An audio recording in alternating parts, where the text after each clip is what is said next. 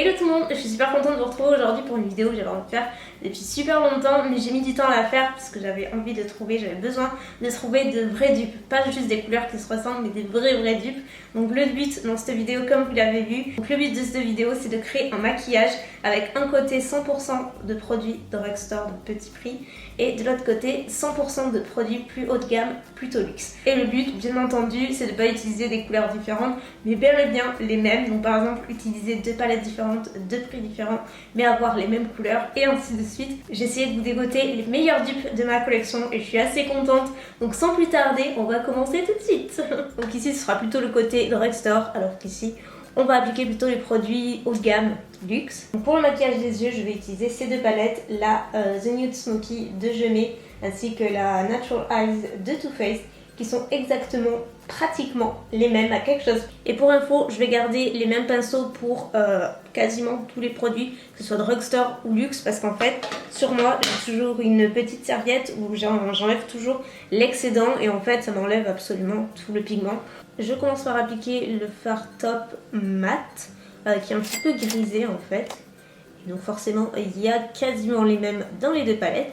Je passe ensuite à la palette Too Faced et je prends le fard Cashmere Bunny qui est exactement le même type de teinte que j'ai appliqué sur le côté drugstore et donc je place la même chose au niveau du creux. Ensuite avec un pinceau plat, j'applique sur le coin externe et le coin interne, je laisse juste le centre de la paupière vide. Ce fard un petit peu satiné qui est un espèce de brun rosé très joli. Et de l'autre côté j'applique le fard Push Up qui est assez similaire, il est un chouïa plus foncé. Donc au pire des cas, vous pouvez ajouter le fard Silk Teddy qui est juste à côté et qui va l'éclaircir un petit peu plus. Au centre de la paupière, j'applique le doré de la palette Gemay qui est super joli. J'adore ce doré là. C'est un doré qui est vraiment assez froid et qui est pas trop jaune ni trop orangé. Enfin, il est genre assez parfait. Et je fais exactement la même chose de l'autre côté avec le doré de la palette Too Faced, toujours au centre de la paupière. Je vais assombrir légèrement le coin externe en appliquant ce brun mat foncé, juste pour apporter une légère transition. Et je dépasse un petit peu pour le faire déborder, que je vais estomper par la suite. Et je prends le Sexpresso de la palette Too Faced. Celui-ci est un petit peu plus foncé. C'est pas le même à 100%, mais on a quand même plus ou moins le même résultat si on tapote légèrement. Et on estompe. Je vais utiliser le même fard mat brun en ras des cils inférieurs en guise de liner avec un petit pinceau biseauté. Je trouve que c'est assez indispensable de mettre soit du liner, soit un fard à paupières en ras des cils inférieurs comme ça quand on a les yeux maquillés. Je trouve que ça fait tellement de différence, enfin regardez. Genre il n'y a pas photo quoi. Et devinez quoi? Même chose de l'autre côté avec le Sexpresso toujours. Et on termine par une touche de couleur chair en fait. Ça permet d'estomper les fards que vous avez appliqué dessous. En fait, si vous avez une petite démarcation, le fait d'appliquer un fard couleur chair, ça va vraiment permettre de flouter, d'estomper les petites imperfections entre guillemets. Et même chose de l'autre côté avec le fard Heaven, qui est un tout petit peu plus clair mais qui fonctionne bien. Maintenant, on passe au teint parce que j'aime beaucoup faire les yeux avant. Comme ça, si vous avez des petites chutes ou quoi que ce soit, le fait de faire le teint après, ça permet d'enlever toutes les petites imperfections, toutes les petites chutes. Et comme ça, vous avez vraiment un teint nickel. Donc pour le côté drugstore, je vais utiliser le Skin Modernist de Kiko, qui est un fond de teint assez drôle de par son packaging. Parce qu'en fait, vous voyez, il a un embout comme ça, façon anti-cerne. Parce que le but, c'est que c'est un 2 en 1. Il fait à la fois fond de teint et à la fois anti-cerne. Bon, moi personnellement, les deux sont toujours inséparables. J'utilise toujours un fond de teint et un anti-cerne, mais en fait, c'est pour vous montrer à quel point il est couvrant. C'est assez ignoble, hein, comme ça, avec une moitié de visage, c'est trop bizarre. Et du coup, pour l'autre côté, surprise, j'utilise le Magic Foundation, parce que oui, pour moi, ce sont des dupes.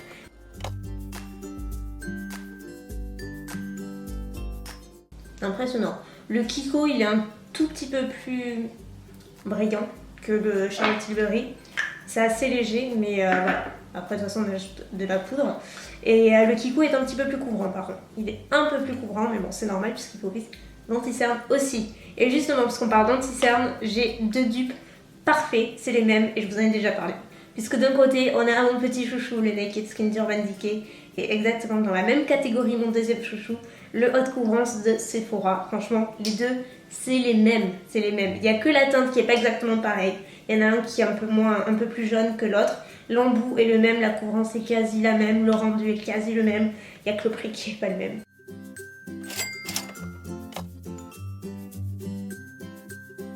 Vous voyez, c'est pas complètement la même. Celle-ci est un peu plus rose, celle-ci est un peu plus jaune.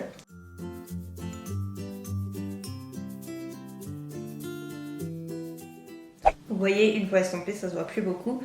Concernant la poudre, pareil. Alors là, c'est franchement des dupes quasi parfaits. D'un côté, on a la Sephora, pareil, que j'adore. C'est pas nouveau, c'est une poudre lissante éclat. Donc c'est pas une poudre matifiante. Là, j'ai pas de poudre matifiante. C'est plutôt une poudre qui va flouter votre peau. Et d'un autre côté, on a la poudre Charlotte Tilbury, donc la Airbrush, qui est beaucoup plus chère, qui est très jolie, donc qui n'est pas blanche. Celle-ci, c'est la numéro 2. Et on a exactement la même action lissante et éclat pour ces deux poudres, mais pareil, pas même prix, pas même accessibilité pour se les procurer. Maintenant, on va passer aux sourcils parce que ça, c'est juste pas possible. Donc d'un côté, je vais utiliser le Kiko, donc c'est le automatique Eyebrow Sculpt, qui est exactement le même principe que le Anastasia, puisqu'on a d'un côté le goupillon et de l'autre l'embout comme ça biseauté. C'est exactement le même principe. Il n'y a que la couleur, encore une fois, qui n'est pas complètement la même. Je pense que c'est là où ça se verra le plus.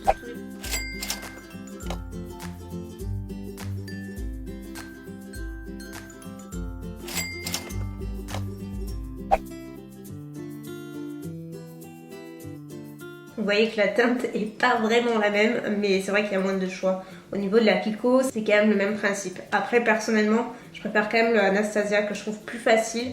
Le Kiko est très crémeux, ce qui fait qu'on peut dépasser plus facilement. Faire ses sourcils, c'est bien, les fixer, c'est encore mieux. Donc pour cela, j'utilise ces deux produits. Donc d'un côté, le Brow Drama de Maybelline, qui est un gel à sourcils transparent. Et de l'autre côté, mon chouchou de tous les temps, je l'utilise depuis des années maintenant, c'est celui de Anastasia. Non mais vous devez bien rigoler là devant votre écran, je viens de me rendre compte que j'ai inversé les sourcils. En fait, Anastasia serait dû être là et Kiko ici. Mais quel nul quoi, mais quelle nouille. Pourtant, je fais que me dire dans ma tête, fais attention, ça c'est le côté drugstore, ça c'est le côté luxe. Mais non. Bon, m'en voulez pas trop, franchement j'étais tellement concentrée que j'en ai oublié mes principes. Et quand j'ai appliqué le gel Anastasia, que je me suis dit, bah attends, tu l'appliques sur le Kiko. Donc sur cette minute pas très de suite, on revient aux yeux. Et là j'ai passé au ras des cils inférieurs, je commence avec le côté luxe, ne vous inquiétez pas, j'applique le fard Cashmere Bunny que j'appliquais au début. Et de l'autre côté, l'équivalent dans la palette je mets. Voilà. Et je vais appliquer ce bronze au niveau du coin externe. J'aime trop utiliser des fards satinés en fait en ras des cils inférieurs. Je mets toujours un mat avant pour bien fondre, mais c'est vrai que le satiné en ras des cils inférieurs, je trouve ça tellement joli. Et de l'autre côté, j'applique le fard Chocolate Martini de la palette Too Faced, qui est un peu l'équivalent. Il y a des sous-tons un petit peu plus olive en fait, je dirais. Vous voyez que le Too Faced est quand même un petit peu plus foncé que le Je Mets. Je préfère le fard Je Mets. Mais c'est pas grave, ça le fait quand même. Maintenant on passe au mascara, mais avant le mascara je vais appliquer une base et j'ai deux dupes parfaits, mais à l'opposé au côté prix, puisque côté luxe je vais appliquer le Dior qui est vraiment fantastique, il est génial, mais honnêtement celui de chez NYX, le Big and Loud, il est tout aussi bien, mais genre vraiment tout aussi bien, et 33 moins cher peut-être, quelque chose comme ça. Une base composée de fibres qui s'appliquent avant le mascara et qui vont décupler l'effet de ce dernier par la suite. Donc on laisse pas comme ça, on va pas rester avec les cils blancs, vous inquiétez pas. Mais c'est vachement sympa ce genre de produit, c'est pas du tout gadget. Et moi j'aime beaucoup les utiliser. Et pour le mascara, mes deux chouchous réunis, mais là pour le coup c'est vraiment de super dupes. D'un côté celui que je porte tout le temps en ce moment, le volumillon de cils Fatal de L'Oréal. Et de l'autre chez en luxe, ou en tout cas haut de gamme, le Dairy Wheel de Benefit qui est fantastique et qui fait partie de mes mascaras préférés de tous les temps. Mais celui de L'Oréal, vraiment il y arrive complètement à la cheville. Maintenant on passe au bronzer. Donc côté drugstore, je vais appliquer le Beckett Bronzer de ELF. C'est la teinte Los Cabos qui est franchement un bronzer fantastique. Ça fait des années que je l'ai et je l'aime vraiment beaucoup. C'est un bronzer cuivre, vous voyez. Là je fais pas de contouring comme vous le voyez, c'est vraiment pour réchauffer mon teint. Différence entre contour et bronzer, si vous ne savez pas. Le contour, on va utiliser une teinte beaucoup plus froide qui va servir à structurer le visage, alors que le bronzer, c'est une teinte beaucoup plus chaude, plus orangée, plus cuivrée, qui va vraiment réchauffer le teint. Et pour le côté luxe, je vais utiliser celui de chez Laura Mercier. Vous voyez que c'est le même principe. Franchement, c'est exactement les mêmes, sauf que Laura Mercier, il est 2 fois plus grand et plus cher, bien entendu. Donc... Et pour les blushs, je vais utiliser ces deux-là. Donc un de chez Maybelline pour le côté drugstore, qui est un rose satiné un petit peu froid quand même. Et de l'autre côté, exactement le même genre de teinte, sauf que vous voyez que c'est plus ombré. Mais quand on mélange, on a exactement la même teinte. J'ai swatché, c'est la même à quelque chose près. De chez Marc Jacobs, donc là vous vous doutez, c'est pas le même prix. Et pourtant, c'est satiné aussi, on est plus ou moins la même chose. Et maintenant pour l'highlighter, des dupes quasi parfaits, pour pas dire parfaits. C'est franchement les mêmes, je suis assez fière de moi, je dois vous dire. Je les ai tous swatchés quoi, vous aurez vu, il y en avait partout. Pour le luxe, c'est le Opal de Becca. Voilà.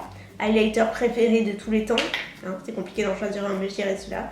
Et d'un autre côté, dans la palette Sleek, qui est une petite palette comme ceci, toute mignonne. Vous en avez 4, mais c'est définitivement celui-ci qui s'en rapproche le plus. Canon, je crois qu'il est même encore plus lumineux que le Becca. Si, c'est possible, mais non, franchement, la couleur, c'est la même. Vous avez vu ça? Franchement, le Sleek, c'est une bombe. Donc maintenant, dernière étape, les lèvres. Et j'ai décidé d'opter pour une couleur bordeaux. Ça a été très compliqué parce qu'en fait, je me rends compte, j'ai l'impression d'avoir plein de couleurs similaires. Mais quand on les swatch, c'est pas complètement les mêmes. Donc ça a été très compliqué. Alors, j'ai choisi ces deux. Mais celle-ci est un petit peu plus foncée que celle-ci. Donc pour le côté drugstore, on a le Colourpop Ultra Matte en teinte Notion qui est... Voilà, un bordeaux, mais un petit peu plus fade que celui de Huda Beauty, qui est le Famous, voilà. Et voilà le look final. Donc franchement, je suis assez bluffée. Je dois dire que je suis assez contente de moi. Parce qu'hormis le rouge à lèvres, c'est le seul truc qu'on peut distinguer comme n'étant pas le même produit, parce que ce côté-là est un petit peu plus prune et ce côté-là un petit peu plus bordeaux rouge. De loin, franchement, ça se voit pas. De près, on le voit. Mais dites-moi si vous trouvez ça flagrant ou pas. Mais c'est vrai que je voulais vraiment utiliser un bordeaux. Et pour le coup, c'est les seuls dupes que j'ai trouvés. Donc c'est pas des vrais dupes, mais en tout cas, c'est des couleurs similaires qui s'en rapprochent. Je préfère la formule de Huda Beauty, mais j'aime beaucoup la couleur du Colourpop. Donc voilà. En tout cas, le but de cette vidéo, c'était réellement de vous montrer des dupes que moi, j'utilise, des dupes notamment de produits haut de gamme que j'utilise souvent, comme les produits Charlotte Tilbury, comme les produits teint, etc., yeux, et vous montrer qu'on peut totalement avoir le même résultat avec des produits un petit peu plus bas de gamme, plus accessibles pour beaucoup. J'utilise de tout en fait, j'ai la chance de pouvoir utiliser toutes sortes de produits, toutes sortes de gammes, j'aime tout, je ne m'en cantonne pas qu'au luxe, pas qu'au drugstore, j'aime tout utiliser. J'ai parfois l'impression de m'y prendre mal parce que certaines ne veulent que du drugstore et en réclament trop, d'autres ne veulent que du haut de gamme et en réclament trop, et voilà, j'essaie d'en faire pour tout le monde. Donc du coup cette vidéo, j'espère que ça contentera tout le monde, que vous trouverez chaussures à votre pied, que vous trouverez des dupes qui vous plaisent. Donc j'espère vraiment que ça vous aura plu, c'est la première que j'ai fait de ce style. Si vous voulez que j'en fasse de temps en temps, pas tout le temps bien entendu, mais au moins c'est l'occasion de vous trouver des dupes vachement sympas, n'hésitez pas à me le dire en commentaire. Sur ce, je vous fais des millions de bisous avec ma bouche à 2 couleurs différentes et je vous dis à très bientôt. Bye.